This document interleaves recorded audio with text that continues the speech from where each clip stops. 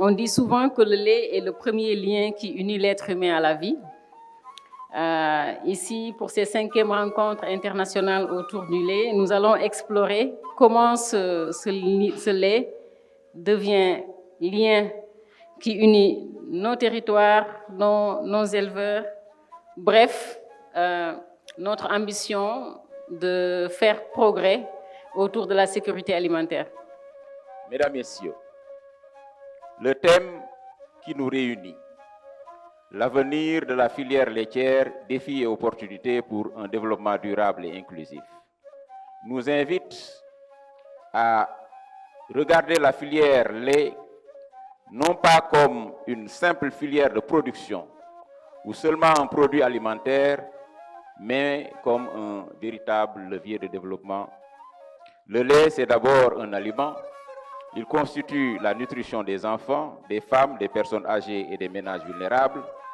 Mais le lait, c'est aussi un revenu quotidien pour les familles d'éleveurs. C'est une activité économique pour les femmes qui transforment et commercialisent. C'est une opportunité d'emploi pour les jeunes qui s'engagent dans la collecte, la transformation, le transport, le froid, la distribution et les services vétérinaires. C'est enfin un outil de structuration territoriale. Car là où le lait est collecté, transformé et valorisé, les économies locales se mettent en mouvement.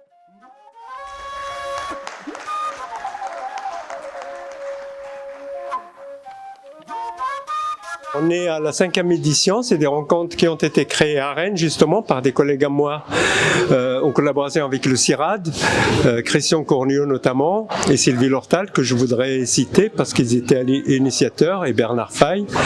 Donc 2014, donc tous les 2-3 ans on fait une édition, donc on est à la 5e édition et donc c'est une nouvelle vision de comment faire communiquer et ça je rejoins donc l'aspect objectif, c'est faire communiquer, échanger l'ensemble des acteurs de la filière laitière, quel que soit leur rôle, mais également tous les décideurs politiques, les scientifiques, les industriels, les éleveurs, les agriculteurs, tous ceux qui œuvrent pour la filière laitière. On souhaite que ça soit un lieu d'échange d'idées et d'expertise. Cette 5e rencontre de lait vecteur développement qui s'est tenu pour une 2e fois au Sénégal et pour nous un succès majeur. Pour la simple bonne raison, c'est que c'est la 5e, donc ça fait 10 ans qu'il y a tout un réseau qui travaille sur ces questions de production laitière, de soutien aux filières, de production de connaissances. Et là aujourd'hui, on a à peu près une centaine, 150 participants d'un peu partout d'Europe, d'Afrique, d'Est, de l'Ouest, du Nord, et qui se penchent sur des questions cruciales, à savoir comment faire cet enjeu d'alimentation qui est plus ou moins un enjeu pour tous les pays, de pouvoir faire de la filière laitière, donc des produits issus du lait, des aliments, des produits qui contribuent un petit peu à la souveraineté alimentaire et nutritionnelle de nos pays. Pour faire le bilan de ces journées, c'est une réussite totale, je dirais, réussite sur le plan de l'organisation. Donc les gens ont beaucoup apprécié l'organisation de ces journées. La seconde chose, c'est que on a eu sur le plan scientifique des journées de partage par rapport au contenu scientifique. C'était des présentations, des échanges de très haute facture qui ont permis d'échanger avec non seulement le monde scientifique, mais également le monde professionnel et également les décideurs politiques et même les financiers sur les questions, les grandes avancées qu'on a sur les questions de lait en Afrique, surtout en Afrique de l'Ouest. J'aimerais quand même partager les 3 mots-clés ou bien en tout cas 3 orientations que j'ai pu quand même retenir de l'ensemble de des présentations.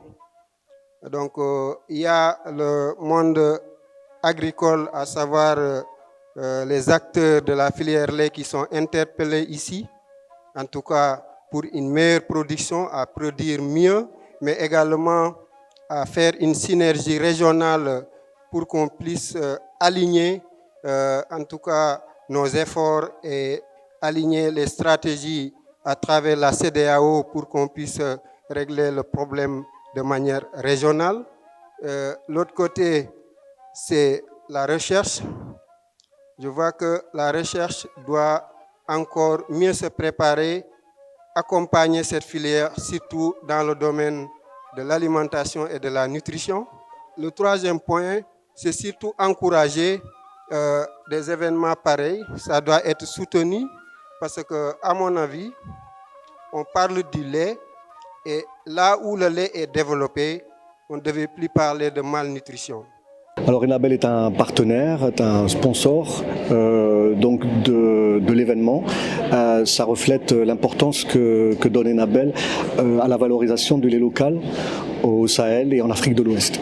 Et particulièrement, depuis quelques mois, nous avons commencé la mise en œuvre d'un projet régional qui s'appelle le PRADEP, qui est le projet donc d'appui à l'économie pastorale au Sahel, et nous mettons en œuvre, qui est financé par l'Union européenne au niveau régional, et nous mettons en œuvre le couloir ouest qui concerne le Sénégal, qui concerne 4 pays, le Mali, la Mauritanie, la Guinée et donc le Sénégal.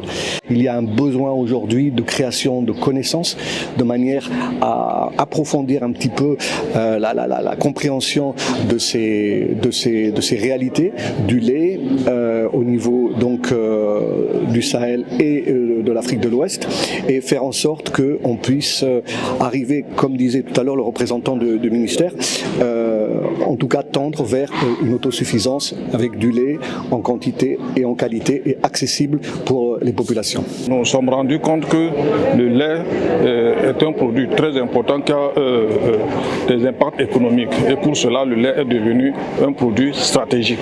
Et donc dans ce cadre, la CEDEAO a adopté en 2020 une stratégie régionale offensive lait, et donc qui a pour objectif de réduire la dépendance en produits laitiers.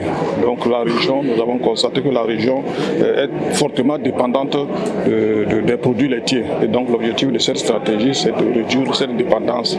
Et donc comme vision, c'est donc nous sommes fixés comme cible de doubler la production du lait en Afrique de l'Ouest d'ici 2030. Nous sommes très fiers d'avoir été ce partenaire. Les rencontres ont été très enrichissantes. On s'aperçoit que beaucoup des thématiques qui ont été abordées sont également des thématiques très importantes en France.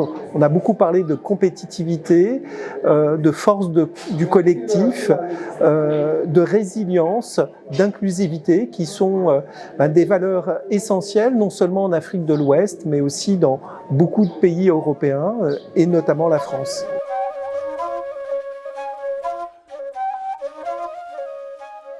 Je suis venue à ce colloque pour présenter un poster relatif à la fièvre de la vallée du Rift. Donc le Sénégal a connu entre septembre et décembre 2025 une grosse épidémie de fièvre de la vallée du Rift, avec donc la fièvre de la vallée du Rift, une zoonose qui touche donc les animaux mais aussi les humains. Cette épidémie a causé 31 décès cette année 2025. Ce travail, donc la maladie se transmet par différentes voies. Une voie vectorielle, donc à travers des moustiques, mais également une voie directe à travers des aérosols entre les animaux et les humains qui peuvent travailler sur qui prennent en charge en tout cas les avortements qui apparaissent dans leur troupeau, et également donc par ingestion donc de lait, par l'alimentation de lait ou de viande mal cuite. Et donc ce travail permet de valider la méthode de pasteurisation du lait, et effectivement donc toutes les particules virales qui pourraient être présentes dans le lait sont inactivées par les 2 méthodes de pasteurisation que nous avons testées au laboratoire.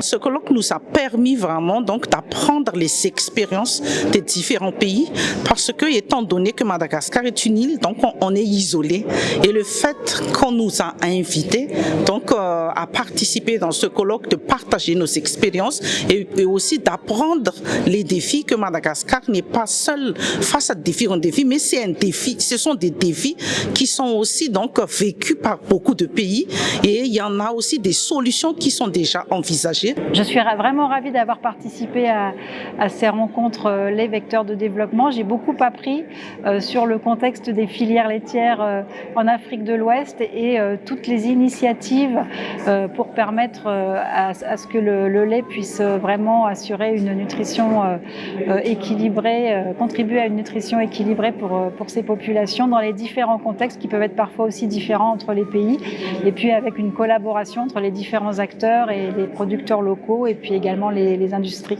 Atelier moom macha allah ndax lu tax ma ne macha allah tey dégg nañ lu ñu gëj a dégg te en même temps xam nañ lu ñu xamul woon ndax fii moom ngëneel rek lañ fi jëlee gis nañ fi partenaires yi gis nañ fi loo xamante ne wax dëgg yàlla xamuñu ko woon ci affaire lait soow li jëm ci mbiri soow parce que ñun bañ juddoo ba léegi soow rek lañu xam sàmm lañu xam